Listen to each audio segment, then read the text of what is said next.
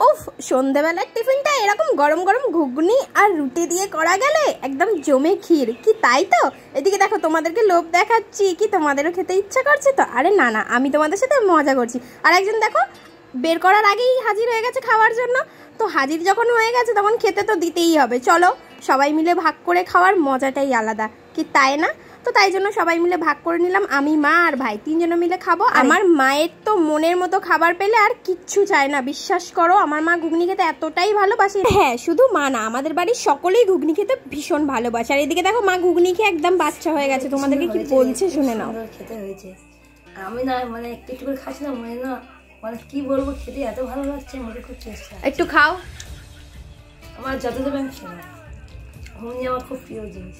দেখলে মা নিজেই বললো ঘুগনি আমার খুব প্রিয় জিনিস। আর এই এক মহারাজা আমার ব্লগ দেখতে দেখতে টিফিন করছে। তো চলো আমি খেতে থাকি, তোমরা চ্যানেলটা সাবস্ক্রাইব করো। Bye, thanks for watching.